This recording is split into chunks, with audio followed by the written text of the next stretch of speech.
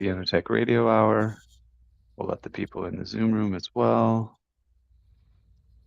Hey everyone, welcome to Piano Tech Radio Hour. Welcome to the Zoom room. We will get started in a minute here after people get settled and have a great conversation for the day, as we typically do every Saturday here on Piano Tech Radio Hour. Let me do the intro of the program so we can get context and we'll jump right in. So, welcome to Piano Tech Radio Hour. We gather here every Saturday to meet with and learn from the most fascinating and knowledgeable folks in the piano world, including manufacturers, rebuilders, musicians, makers of other instruments, and of course, piano techs. Our mutual goal is to become better at our craft, to help each other, and to create an ever more musical world together. Piano Tech Radio Hour is brought to you by Piano Technicians and Masterclasses, an online learning resource that brings you cutting-edge instruction for piano industry masters without leaving your home. Find out more at pianotechniciansmasterclass.com. And you can also subscribe to Piano Tech Radio Hours for $16 a month. You get direct access to each week's private Zoom call, as well as all the archival recordings of over 200 episodes in our member area. You can join using the link bit.ly/join PTRH. That's bit.ly/join PTRH. We've got a podcast version of the program at pianotechradio.com. We've reached top 100, top 10, even #1 status in various locales in the performing arts category in iTunes. We've got a blog you should check out on Substack. Just look up Piano Technicians Masterclasses. We give you insights into information you might find in our member area on advanced piano technology. Also, we have our socials, LinkedIn, Instagram, Facebook, and Twitter. And you can sign up for the email list on our website. It's pianotechniciansmasterclass.com, just your name and email. And yeah, welcome to the program for today. We'll dive in. I'd love to introduce today's guest, Dr. Rochelle Sennet. She is an internationally recognized pianist, educator, scholar, and recording artist, a professor of piano and inaugural associate dean for diversity, equity, and inclusion at the University of Illinois Urbana-Champaign. She is celebrated for her acclaimed Bach and Black recording series, for her performances of works by J.S. Bach and Black composers, and her dedication to teaching, research, and artistic leadership. Rochelle, welcome to Piano Tech Radio Hour. Hello, good afternoon. Thanks so much for having me. So I like to dive in usually with the first question and go back down memory lane and find out how you first got into music as a child or first exposure, and a little bit about how that really evolved when you first became aware, hey, I think I'm becoming a professional in this domain. Yeah, sure. I wish I had a glamorous story. I just happened to see when I was young, a pianist on TV. I don't come from a family of classical musicians. My father was a band musician in high school, not professional. And so he was always had a love of music. But yeah, I just happened to see a pianist on TV playing with orchestra, and I just thought it looked really cool. I want to do that. And that's what set things off. So every week also I would see my what will become my first piano, who will become my first piano teacher, playing in church, playing organ. I'd look up and see her, and so then sure. So I started taking lessons with her. Her name was Hazel Rubin, and from there, a couple of years later, I started to play in church. I'd play alongside her. She'd play organ. I'd play piano, and that's how I started. Just saw it on TV, thought it looked cool. I can't hear. It's okay.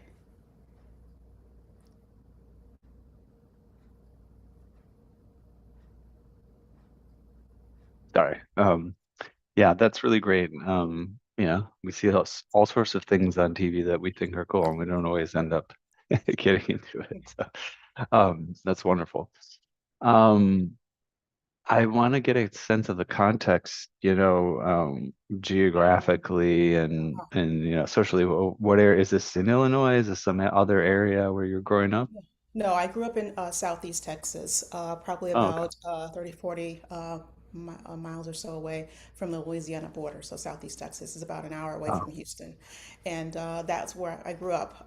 The context was grew up in a, as I said, grew up in a Catholic, Black Catholic church, which was unusual at the time. And so the SMI environment was, you often saw musicians that were playing without music.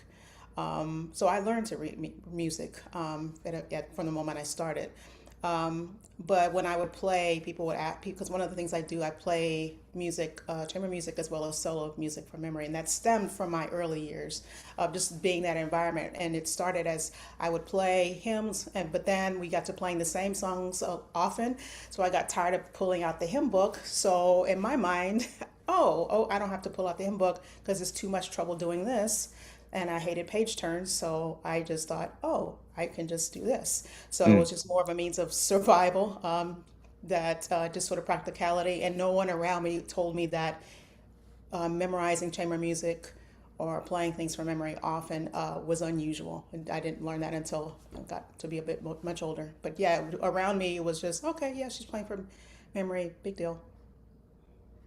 Does your memory ability extend to other domains, or is it more of a musical memory? Just have a No one's generally good asked me that memory? question. Yes, I was the one that when we had to memorize Shakespeare excerpts, I just don't ask me what it means. Is what my thinking was. But oh, you want me to memorize that? I can do. Yes. So yes, no one's actually asked me that in that way. Wow. So I would say so. How I mean, I'm sure with the memorization initially, it was kind of intuitive. You just kind of develop techniques for memorizing, but do you ever reflect on kind of what are your tricks of the trade, which kind of make memorization come more naturally? No, no, not really. Again, it was just when you put a kid and the kid, and you don't have it show them any. Oh, this is terrible. Nobody does this, and you don't put any pressure on the child, and the child Mm, just okay. just happened. All I thought was, what's the most practical way for me to not have to play the same hymns, and that was really it. But as far as tricks, are there tricks that teach to my students? Sure, of course, the usual practicing in sections. Hmm.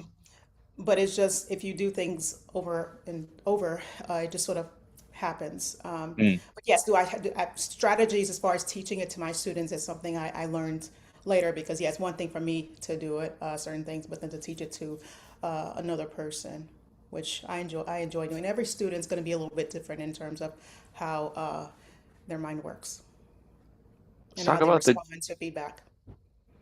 let's talk about the journey from Texas to Illinois, or what you call Oh, it, Central Illinois, right? quite a journey. So, after I left, so I received my bachelor's degree from San Francisco Conservatory of Music. So that's where I did my undergraduate. And that San Francisco, I loved very much. It opened up my world because you have people from all walks of life, different thought processes, and I loved it. And it was just so different from where I came from. And then after that, I went to University of Michigan, pursued my master's there and also was very different. That was the first time I had been exposed to Midwest cold weather, so that was Snow, also yeah. yeah, that too. That was kind of a change. And then after that, I pursued. I wasn't quite ready to do a doctor. In fact, I didn't want to do that initially, so I decided to do artist diploma. So I went back to Texas, but Fort Worth, Texas, Texas Christian University. So that's where I pursued my artist diploma. I was there for 4 years. And then the last year I was finishing up on my artist diploma, I took on a full-time work while I was finishing my diploma as a full-time choral accompanist for a school district about 30 miles outside of Fort Worth. And that was not my calling. And that's what made me say, I want my doctorate now. So I auditioned and I ended up here as in Central Illinois in 2005 as a student. Okay. And then I received my doctorate in 3 years, 2008. And I have been here ever since. I was hired to be on the faculty just after I graduated with my doctorate. Oh, And that's that sweet. is what led me to, so I came here initially to study with my teacher at the time, Ian Hobson. And so that's what brought me to, who brought essentially how I got to Central Illinois. It was Ian Hobson. And I stayed and I haven't left. And so that's been how I got all the way from Texas to here. And Yeah. I've just finished my 18th year of teaching at the university. Oh, okay. Yeah. Great. Well, you look young enough to Thank have you. only taught for a couple of years Thank you. Thank you. after having done all of the education too. Um, yeah, I'll be in say I'm right now I'm in New York City. I typically reside in Chicago area though. So, and then I'll be actually be in San Francisco starting on the 23rd of the month for a few days. So I share some of those connections. And I also grew up in Michigan. My dad lived in like the Ypsilanti area for quite Oh, a okay. while. Mhm. So I'm familiar with all these, except I haven't spent much time in Texas. I'd like to go. Louisiana maybe, but not Texas. Um, I just know it's terribly hot in various places in Texas. I went to like Denver or something, and I just remember going outside and being like, I'm on Mars. Like I feel like I'm on a different planet where it's toxic to be in the sun. Sun and the humidity and the mosquitoes. And so Yeah, there's it's certain crazy. things do remember fondly about my childhood as far as the environment, but then there's certain things I really, yeah, it's funny, I've actually gotten used to the colder weather, but I appreciate that. Yet there's at least in my area, I've encountered less mosquitoes. Mm, The food is great in Texas, so that's one mm, thing. Just, and mm. you'll see a lot of my family, they all came from, my parents are from Louisiana and we're from Louisiana. And then, that's, I got used to, I grew up with Creole food, and that was kind of a staple in our household. Nice. So, yeah, I probably when I was, so a few years after my first teacher, I switched to a different teacher, and a lot of things changed, and so I began to experience being in a studio with people of different backgrounds, and so that was also a change. And so I learned some things on what to do as far as being a teacher, but then I also learned some things, frankly, on what not to do as far as being a teacher, and that's how you treat your students. And everybody comes from different backgrounds, different sectors of, but I just think, I think music is for everybody. And one of the things, it's always tricky to finding that balance between being honest with your students, and that's something that's important, and build that mutual trust. At the same time, sometimes yeah, it might mean having tricky conversations. But what I did learn, which affected me quite a bit, was to be told in so many words because I looked a certain way that I can't do X, Y, Z. So that motivated me very much. So that's also the context of what I grew up with. And so when I switched to this teacher, there were some things my playing improved a bit, but I was just so motivated. And so frankly, just had that just fire. And so that's when my practice increased. So it was typical in high school. By the time I got to high school, I was doing 8, 9, 10 hours a day if I wasn't playing in band. And on the week, so it was usually 5 hours a day on a week. I went to public school, Catholic school, then public school. So I was not homeschooled, and yeah, so that was I just had very much a one track mind, just practice, practice. I was obsessed, and so by the time I got to college, my first year, I was, oh, you mean I don't have to be in school from 8 to 3? This is great. So just go to my classes, but yet practice before. And so that's all I did. So it was a holidays, didn't matter. I practiced. Do you ever notice? I've had similar things. I remember when I was kind of deciding even to go to music school. I just remember in my whole household there were I won't get into the details, but there were folks, they would think, oh yeah, you're not going to be able to be that great. Even a music teacher once told me, like I was talking about, oh, I'm going to go study music, in college. She's like, I don't know if you could do. Mhm. Um, and so I'm familiar with that. I'm curious if you ever felt like 'cause this happened to me where I felt like I needed something to push against. And then maybe certain things started to actually go my way, and it was like it was actually kind of a discomfort. It was uncomfortable. Didn't know the driving force, right, to kind of push forward once you kind of get to a certain place. It sometimes you have to find inspiration in different places. Do you feel like you almost need like something to push against, when to drive you to motivate you, or have you found other Um, ways? it depends. If I'm speaking about what happened back then, Hmm. it just happened that way. There's sometimes I would actually not wish for some of this, Right, some of right, the conflict. But yes, I it just that's not what kept me practicing as far right. as being told what I cannot do. Just a I just passion loved it. for It it. just became this vehicle in which I could express myself. I could just sort of block off everything, and that part I love was very much an introverted kid. Very what's the word? Very straightforward, very kid intense. I was very intense kid. And so in that sense, that's not what kept me at the piano. But yeah, Mm, it was a lot. Actually, I would actually tell younger Rochelle, just take a few more breaks. Because mm, I would sit mhm. at the piano. No, and I was never forced to sit there from, let's say, summers, typical summer, like for example, high school before band camp started, 7 a.m. to like 1, and then 2:30, and then go another 4 hours. And I did that just as long as there was nothing else going on. It was just, I would say, take more breaks. I definitely encourage my students to do that. So Mm, I don't encourage that schedule. Do I have regrets? Absolutely not. yeah, But I was very much driven in that way. And it, yeah, as I said, it increased when I got to my undergrad. And then once I got to master's, it wasn't needed as much. But I still was practicing, but just not the full like 10 hours. sure. Thinking back, actually, I don't know how really that was a lot. Yeah. Yeah, we've had Molly Gebrian on the program. She's a Mhm.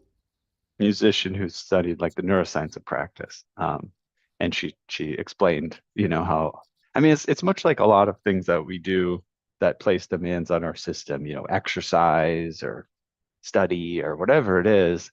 I think we're becoming more and more aware that it can be disadvantageous if you don't have the break time, and she I forget exactly how she laid it out. It's actually pretty cool. She gave some example about like, walking through a path in the snow or something, and basically the concept is like your brain actually, the rest that you have, that's where your brain gets to go in and like, actually put the pathways down and solidify them. And if you don't give it the rest time to do that, it won't do it. Um, so yeah, I concur with you. I also spent some time spending hours and hours and hours. Yeah, if you don't know any better and you're very serious, that's what you do. So it's at least demonstrates your level of commitment. Um, Sure, yeah, and I'm grateful that you had that was father who was very supportive of my my pursuits. So he loved music often. He was the one that took me to piano competitions and events of the like, or recitals. And I was also a flute player. I taught myself to play flute when I was about 12. And that's what led me to switch from Catholic school to public school, because in my area there was a better music program that was near me at the public school. mm, And so that was my social outlet, band. But then once I finished high school, I was okay, piano all the way. So I always knew that was still the path. The same, I was the same person that who saw the pianist on TV and thought it looked cool. I had no do, idea how my path would turn up, but I knew I mm. wanted to be a pianist. Do you mind sharing some more context on the sort of um, obstacles that you encountered in terms of were people saying you can't do these things because you're not allowed, or you can't do these things because it's not the right, like people won't go for it, they don't want to see you be the professional, or any more details on how that manifested, right? In terms of you saying you Um, can't do these things. well, So again, I don't want to make it seem like everything was negative because it was No, not. but it's But useful to explore this. This is very specific. I'm just yes, curious if you share. oh sure, of course. One of the things I remember, what was the sort of the driving force where I was sort of told in so many words that I can't um, do X, Y, Z. I was having a particularly bad lesson, and it wasn't going well, and that happens. And so, yeah, I hadn't practiced this way. There was a certain way to practice to be more. So I learned very much about efficient practice the more I went along. But anyway, this was a particularly bad lesson, and so the teacher, there was we would have our lessons, and then the person, whoever had a lesson afterwards, would wait outside in the foyer area. So there was a kid probably about 2 years, 2, 3 years younger than me. And okay, well, I'm going to have, so he brings in this kid, and I'm going to have this kid play for you. And that, uh, so the kid, he did not look like me. Mm, So that's what really was. So that was one thing. okay. But that's not what kept me going. But then the other piece, which a couple of years later, I was applying for a summer program at University of North Texas. They had a, I don't know if they still have it, but they had a high school piano institute at the time. Mm, So they needed a letter of recommendation. So my teacher, can you write? Okay, yeah, sure. And we'll even say, I'll send you a copy after I send it. Okay, so sends me a copy, sends us a copy. Of course, my parents saw it first of this letter that he sends to UNT. And in the second, after like a couple of sentences, like sort of the second full paragraph, Rochelle Sennet is, trigger alert, of the Negro race, and she has two parents, which are a rarity these days. oh, okay. Oh my gosh. And that was in your letter.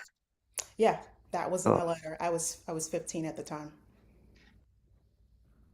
do of course you know that person. What do you think the intention was somehow to be positive about that? Like, hey, give this person an opportunity or what? Or just kind of like just ignorance or what? Or do you have any I don't know. speculation? You have no idea. So I have ideas because everything was always about race, Mm, unfortunately. right. It's just that what it was about. This Yeah. person is this Asian family, this white family, Hmm. this black family, and we were using using very dated terms. No one uses that really anymore. I Yes. use that. So that's the context. But I also think as a teacher, one thing that even if you grew up hearing certain words, you sort of have to sort of learn that oh, that's just how I grew up. That's still not okay. Hmm. And Hmm. I also got that that it was just these subliminal things that would happen. That his wife would come in. She was the organizer of this entire studio. She'd come in and make comments. Oh, so and so, this kid who is Chinese, this family who's Taiwanese, and we're just always about race. And so Mm-hmm. and in the context, you grew up just hearing that you're here, or you're here, whatever box. And if you don't fit into Mm, that box, and so just the misconception that about how people feel about two parents or one parent, I just and just associate as that's a bad thing, or oh, she has two parents, that's a rarity in these days. I imagine I would venture to guess I've never seen any of the ones he wrote for other students, but I venture right. to guess he probably would not have written something like that for other students, other Right. kids in the studio. Right. Right. Well, thank you for sharing. Yeah, I Oh, mean, I think sure, of it's course. important to for people to know, the details, right? What happens. Um, I really don't wish some of that on any, no child should have to be made to feel different. And so hmm people say that, well, it shouldn't be about this. But when you grow, it just slaps you in the face and it just happens so frequently. hmm And that part was also, driving because I was determined, okay, I'm going to show you, it does not matter what I look like. hmm But also what kept me going is because I love music, and that was hmm it. hmm hmm So fast forward to today, and you're working in the area of diversity, equity, inclusion there at University of Illinois. Is that a recent thing, or has that been part of your entire journey as an academic there? Or no, Well, so I earned tenure in 2016. congratulations. Um, yeah, and I was promoted to full 2 years ago. Hmm. But when I was promoted to associate, got tenure. just like the week after, they were starting a new committee. It was called the Diversity Advocacy Team. Hey, you want to join this new committee? So it's been part of my work as far as actively serving in some way for the last 10 years. But I took on the role. So I was first started as a member, then it just became large because of the context that I shared. It's often painted that it's just this bad thing, but I think I just really don't. I feel very passionate about, regardless of what someone looks like, should feel included. And so fast forward to 2021, I took on a role as associate dean when a position opened up. I applied, and I was offered the position actually in April 2020. But it was, but I that's around the time when I was approved for sabbatical fall 2020 to start Bach to Black. And I didn't want to give that up, so it was moved. So I did my sabbatical, recorded volume one of Bach to Black, came back in spring 2021 and started the role. Mm. Okay. And So then 20, it's and then been Bach to Black one was released in June of 2021. um can you I want to listen to some of your music as well. I think we'll share the Samuel Coleridge Taylor video in a minute, if does Okay, that sound good? sure, sure. Um, but just to continue the thought before then, um, y- how, in terms of what you're seeing day to day and how this role, what this role brings you, matters to address or students to engage with, specific, um, you know, folks that seem to need more support than others. What are you seeing? Yeah, this is my work has been the same, despite a lot of the conversations that we see on the landscape. But what I've enjoyed about the position these last 5 years is that I've gotten to speak with and collaborate with folks outside of music, so in the arts, because we have dance, we have theater, we have art and Mm, design, we have a Krannert Center, which is where I recorded the album. We have Krannert Art Museum, Japan House, sustainable design, architecture, landscape architecture, to name a few. Oh yeah, urban planning. So we have quite a large college. So part of the role involves, attending meetings with the larger administrative, the council, the group of the leaders, along with the College of Fine and Applied Arts leadership. So it's just great to just collaborate with, get to know people I probably would not have had the chance to speak to.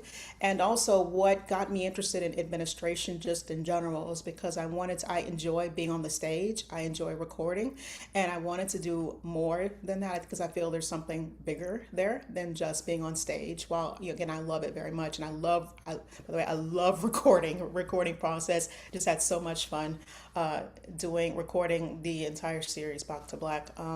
Just so much fun, and just to have just I produced, meaning I chose what takes was going where, so I did all mhm, that myself, and then I worked with an engineer as well as the person who did the final mastering. But as far as the role is, when it comes to associate dean, there are a lot of the roles have increased on campus.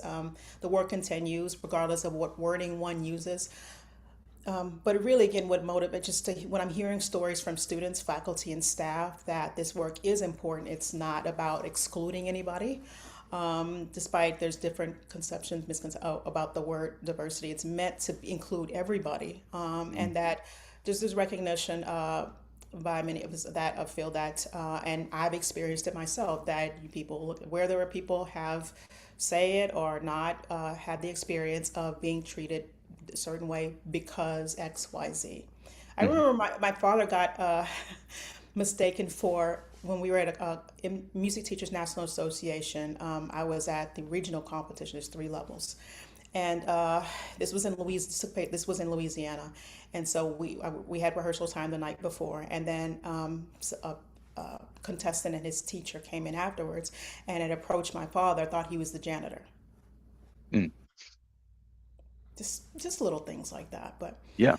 but just I just I love the work very much, and it's like leadership. It's not easy. because everyone doesn't agree on everything, and that's okay. But again, I wouldn't be able to collaborate with this many people at this scope if I were just still just as a professor in the School of Music. Hmm. Yeah, it's a great institution. I know several people who went there, of course, haven't been from Chicago. And there's lots of wonderful things going on in Champaign in multiple domains. Um, let's check out this recording. Sound good? The audio or the video? The video, I Okay, thought sure. that'd be Yeah, of good. course. Yes. Any preface you want to make before we dive into it? Well, you can find the actually if you are interested in hearing this, so you can see it on my YouTube channel. But also, this is all actually one of the suites that's included on in Bach to Black Volume One, along with a few other composers. And again, the Bach to Okay. Black, for those of you not familiar, that it involved me. I performed over 3 volumes, the English suites, the partitas, the French suites, and the French overture over 3 volumes. And each of the 19 suites, I paired with a suite or multi-movement work by a Black composer. And so this is one And of the first one from was paired with the English suite number 5 in E minor. And so this okay. is its pairing. Okay. And we can potentially sample multiple places or just Oh, sure. play excerpts of a couple of minutes. If we were going to check out a couple of minutes, should we start from the beginning? Should we do a little beginning, jump ahead? Or do you have any I would say recommendations? number 3. Number three? Okay. Does this give me a little menu or something? Yes, it does. Yes, it scroll some more. That's number one. Let me see what happens here. Oh, here we go. Here, Valse de la Yes, Reine. that's the Queen's Waltz. Okay. Let's check that out. Here we go.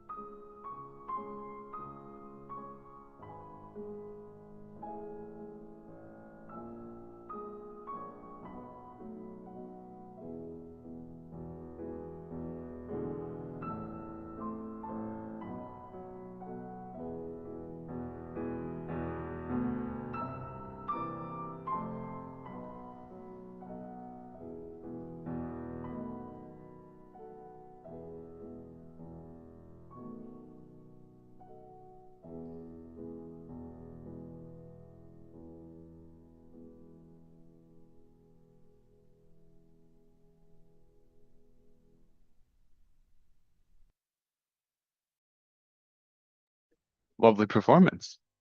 Thank you. Like that one.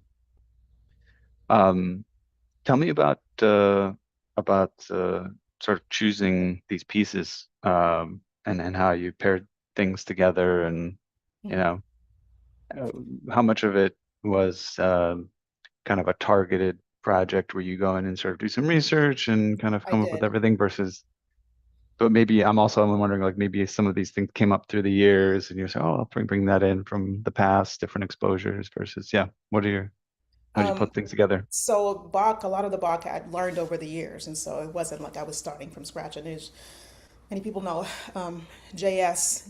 Um, I always like to say of JS because I think his sons were cool too. Hmm. But yes, I like to. So I obviously played Bach over the years, and as far as it started, okay, keys. There's a few things. But for example, with this pairing, it was E minor was the common thread. This movement, the one you just heard, was an E major, but yeah, the crux of it, first and last movement, are E minor. So that was the link with the fifth English suite. So a lot of involved a lot of research. There's certain composers I knew I wanted to include. I just didn't know where yet. So that was what I spent doing during the sabbatical, acquiring scores that I didn't quite have yet. Oh, this works great with this, and so the cool and so sometimes it just meant something completely different, telling a story. It might not be key related, but yeah, something that's going to sort of shock. For example, with one of the composers, Jeffrey Mumford, which is also in Volume One, this piece called Four Dances for Boys, and it's inspired by. It was originally choreographed, but yeah, this piano solo version. But it's inspired by the 1968 Loving, like 1967, yeah, 1967 Loving versus Virginia case, which made interracial marriage legal in this country. Mm. So just telling a story like that. So it was Mm. completely, but that's kind of a way to sort of shock, just kind of throwing in little messages in here and there. I knew that. So it's volume one started off. Let's just talk about. It was the goal was because I often found that the audiences were a lot of times not always the same. I find people who enjoy music by JS, Baroque, classical. People have are very invested in the thought process and have strong opinions about performance practice. And actually, I love that part. Mm. And then that's one audience, and then often audience. I also didn't want to relegate Black composers to just February. And so that's a different audience who, for various reasons, would not be interested in listening to music of the Baroque class, specifically J.S. Bach. And so the idea is to bring audiences together. And this is one way I did it. So that was volume. Let's just start the conversation. My part of encouraging more conversation. Volume two, let's talk about a few more women. And so added composers such as Florence Price and Amanda Aldridge. And then volume three, let's talk more. So added a few other additional composers as well for volume three. Mm. Cool. Well, thanks for sharing about the process. Um, as we are piano technicians here, for from many parts, we saw the Oh, piano there. I'm just curious, your sort of exposure. I'm sure you know it. Has there been the same one technician on staff the I'm whole glad time you asked this there? question. Oh yeah, that's quite a story. So volume one, so this is what it was recorded, during the throes of the pandemic. So a Hmm. lot of things were shut. So it was just me over in the hall, and then Hmm. separated was the engineers that worked out. But so I had I'm a Yamaha artist. And at Okay. the time, we did not own a Yamaha, so Yamaha Artist Services was very gracious to bring in a Yamaha, a different one, each time I recorded. And so it was stored there for months on end each time when I was recording. But so volume one involved three different technicians. Oh, One was their Yamaha technician they brought in from New York. They got special permission to bring him in. They basically rebuilt the piano because the piano had been sitting in storage for months in some warehouse in Tennessee. So it was had a few things that so basically rebuilt the piano the day before, and then he was there when things went awry, like the pedal started making strange noises, things like that. But yeah, it was great because I love. It's like someone gives you this really fancy car and then mm, just says, "Okay, what do you want?" It made. I was so spoiled. Oh my gosh, so spoiled. And then, a second technician, also who lives in lower part of Illinois, was there. But then the crux of the work was John Miner, our technician here in Central Illinois, and then volume two was they brought in a Yamaha one of Yamaha technicians from Illinois, and mm. then John Miner did the rest of it, and then it was just all John Miner for volume three. So John Miner was the person but just it was his great. So we would have one session. He tuned typical sessions. I would first volume I had 8 sessions. Second one 7 sessions spread out, and then 7 sessions for the last volume. But it without the technicians, there's no way this would have been possible. And John knows, others know that I have a very soft spot for piano technicians. And I just very much, it was very much a collaboration. And I love that part of the process too, very much. You get a little spoiled though. Like, oh, this note, can you bring it up a little bit? Or it's a little, can you make it a bit brighter? Just things like just to have someone right there. I Mm. loved it. Loved it. Yeah. Yeah, you're making me think just to so I'm here in New York doing some tunings and I mean it's fascinating the varying levels of access that great artists get to pianos and their care, right? So I was just tuning for a Tony Award winning, here in New York, there's you could toss a rock and hit somebody who won some award, but Tony Award winning um composer, performer, and it's this it's a nice apartment, but small, spin it piano, not spin it. What would you call it? It's like a console. So it's a direct blow action. There's no concert grand. There's it had gone very sharp, even though it had been tuned 6 months previous, just because of its quality and like you have to you can't fit it anywhere else except right next to the air conditioner or whatever.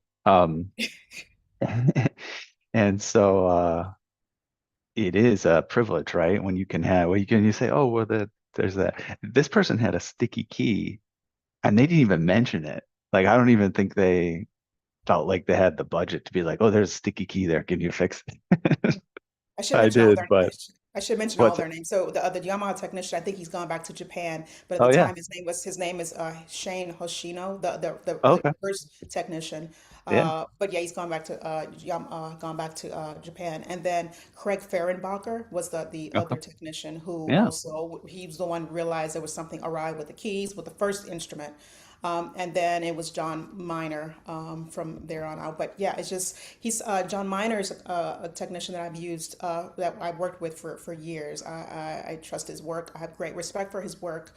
And really, just without, I don't think as pianists, more pianists should really appreciate the technicians and the collaboration that's involved. That would be, in order for this to work. So it's just two people who I felt are crucial: the engineers and the piano technician. Mm, And so we still and so by the time we got to volume three, it was a different piano. This was also had DC disc clavier capabilities as well. But it was mm, just this piano was previously being used by Frederick Chu, mhm, and whoever the technician was taking very good care of that over the 5 years he had it. And as I understand the story, but yeah, so the School of Music has actually just purchased this piano just last year. So very excited. That piano is actually a property of the School of Music. So excited. I had a certain vision as far as this. I wanted the specific sound of Cranard Center Great Hall on a mhm, Yamaha and mm, Yamaha and just. Yeah, this is so crucial. So I'm getting very proud, even as I listen to the record, that even just that live performance, John Miner tuned for this for that that he was a longtime technician. So yeah, I could talk for days about my collaborating, just working with the technicians, and then just when little things happen, they just okay, let's do it this way. We'll make this. Let's try this, and that's the beauty of the recording process because there's flexibility. Okay, we have to shift. Okay, this there's something goes wrong or some a buzzing noise happens or just little minor things that happen along the way. But yeah, love it. Can't wait to do it again. Do appreciate you calling out the names. I Yes. want to dive into a little bit of this. I'm sure it can be a little political, but I'm just because of a specific, interesting topic. Being an artist affiliated with a brand. How long have you been a Yamaha artist? Has it been? Oh, great. So actually, just since 2020. However, my appreciation for Yamaha goes way back also. Yeah, I'm glad you asked that question. So my first grand piano, I was surprised one Christmas when I was a kid. My first piano was a winter upright piano. So anyway, my first grand was a Yamaha. So it Mm, wasn't just simply, I'm just interested in this. And so I just remember when we went to my father, and then the technician would come and tune the piano for years. They were just really nice to my family, and I never mm, forgot it. mm.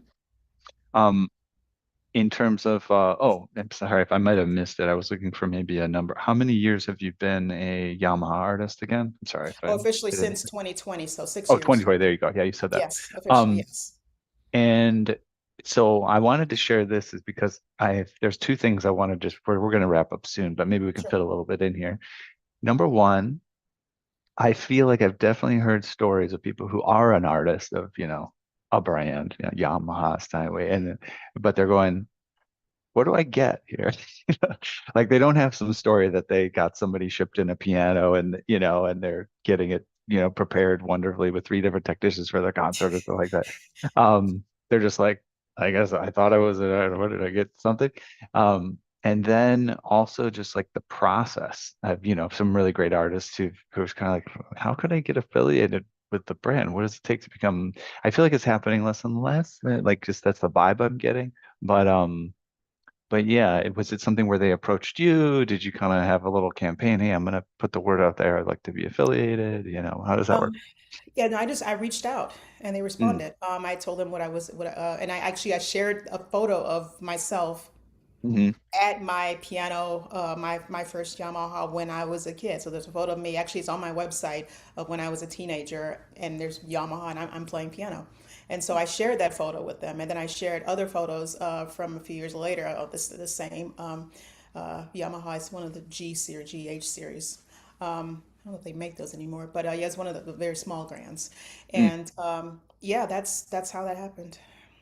Do you And remember if you knew like who to reach out to or why, or like was Yeah, it just yeah. like So I it mean, was something I had been eyeing for a while because I knew there's a pianist by the name of Abadaj Pratt, okay? and who's also a Yamaha artist. And I was like, oh, and so I knew again very specific sound that I was looking for this project and I'd been hmm eyeing it for a while. So I figured, and so in 2020, it was when everything shut down. I was like, this is perfect opportunity because mm I knew I wanted somehow, which was impossible because we very much. I love Steinway very much. And by the way, I'm not paid to say this at all. Let me say that. hmm um, it's just, yeah, and my interest in the race is simply because it goes back a long way in terms of my family history. This was my hmm first brand mm that I owned, and but yeah, I had had that sound again, Yamaha. But I'm like, how am I going to get a Yamaha? There's no hmm Yamaha anywhere on campus, mm at a concert grand specifically. hmm And there was one in a couple in teaching studios, but I mean in classrooms, but they're old and terrible condition. But I mean a concert grand. So yeah, that's how I reached out, and they loved the story, and yeah, mm let's do it. That's how it Cool, happened. great. Yeah, That's great. I appreciate you sharing that. sure thing. I thought it might get complicated to actually fit in, but that was great. We got to like get a little taste of all the things I wanted an insight into. Um, Well, we should probably wrap up here pretty quickly. We'd like to end at the hour. I give a moment to the guests here that just share their own, final thoughts, words of wisdom, send, people to a link, but go buy a thing, attend this concert. What would you like to use the space for? You can find Bach to Black. All three volumes are available either in CD format Mhm. through Parma Recordings. They acquired Albany Records, or you can find it on any of the streaming platforms. It's a digital. Also, you can go to music.youtube because there's a musicyoutube.com. Mhm. You could also find the tracks for all of those. So yeah, please feel free to check out the recordings. If you have the CD format, that's where you can actually see the program notes, which I wrote. But yeah, Wonderful. the listeners are different. So I wanted to make sure I had both platforms, both CD as well, physical as well as digital. Great. Well, it's been a pleasure to speak with you, and congratulations on getting some strong results for all the hard work you've put in, and all the lessons you've learned about how to make that work more efficient. Thank you. Uh, so we appreciate that. I'll do our little outro here. Then we usually just kind of end the Zoom call. But if you want to jump back on the Zoom link real quick, because you and me will have a quick wrap up, and then Okay, we'll sounds be good. done for the day. So yeah, so thanks everyone for joining. This has been the end of another musical journey here at Piano Tech Radio Hour. And our guests for today, our live audience, really appreciate you guys giving your energy and your focus today. As always, we're brought to you by Piano Technicians Masterclasses, cutting edge instruction from piano industry masters without leaving your home. For those of you that join us today by signing up for the session independently, you could make your life more convenient. Subscribe to Piano Tech Radio Hour, $16 a month. You get the direct access to each week's private session and recording of today's session in the member area. You could sign up at bit.ly/join PTRH. That's bit.ly/join PTRH. Don't forget about the podcast, the Substack, the socials, LinkedIn, Instagram, Facebook, Twitter. Sign up for the email list on our website, spotechniciansmasterclass.com. Just your name and email. Okay, everyone, have a great day, and we'll see you again next week. Rochelle, I'll see you back